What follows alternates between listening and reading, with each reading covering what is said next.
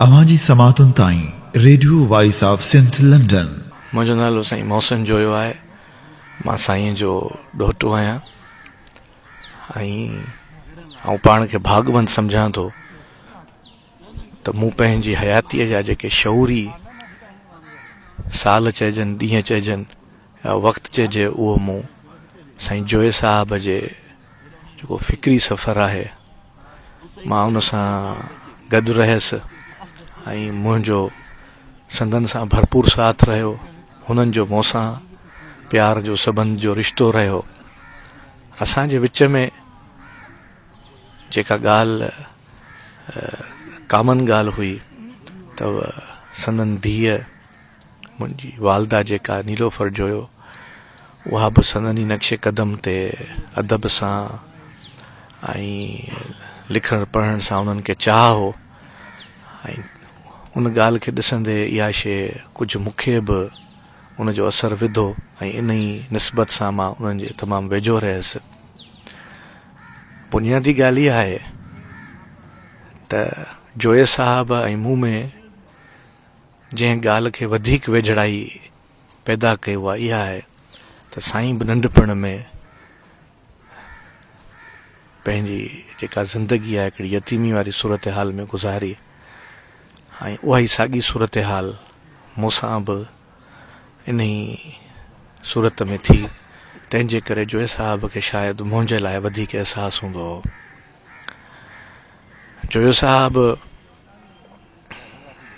नंढे हूंदे खां ई उनजी जॾहिं पंहिंजी वालदा जुदा थी ऐं खेसि जॾहिं सिंध मदरसे में इहा ॻाल्हि ख़बर पई ऐं पोइ हू पंहिंजी वालदा जो मुंहुं बि न ॾिसी सघिया ऐं पोइ जंहिं तकलीफ़ मां गुज़रिया त उन खां पोइ हुननि पंहिंजो सॼे जो सॼो पंहिंजी माउ पंहिंजो सॼो तसवुरु जेको आहे उहो धरतीअ सां जोड़ियो। ऐं जॾहिं माण्हू इन ई सूरत हाल में दर्द में ॾुख में हूंदो आहे त पोइ हू ॿियनि इंसाननि खे उन दर्द खां उन अहिड़ी सूरत हाल खां निजात ॾियारणु चाहींदो आहे।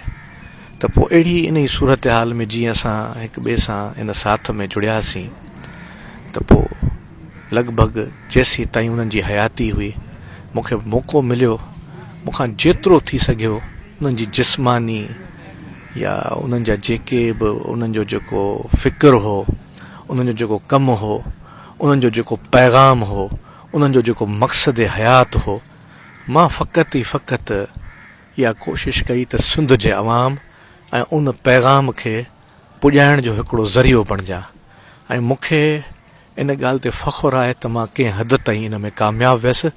पर मां अॻिते बि इहो कमु जेको आहे, जेको जोए साहब जो मक़सद हयात हो, जेको समाज सुधार, क़ौम दोस्त जेके बि नज़रिया हुआ ऐं जेके बि ॻाल्हियूं हुननि कयूं, मां कोशिशि कंदुसि त अवाम ताईं उन्हनि खे पहुचाईंदो रहां।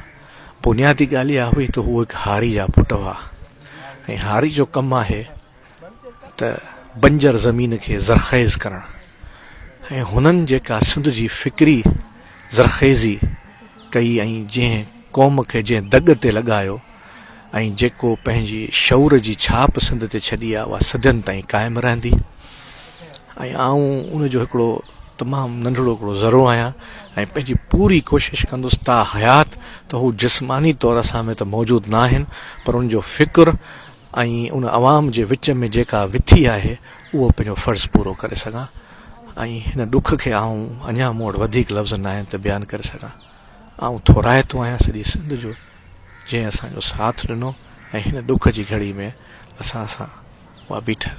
महिरबानी, वॾी महिरबानी। ठीक न साईं, फर्स्ट क्लास बस इहो जोड़े करे हलाए तव्हांखे वरी आउं टेक बि करे छॾी। ठीक आहे। अवाजी समातुन ताई radio voice of Sindh London.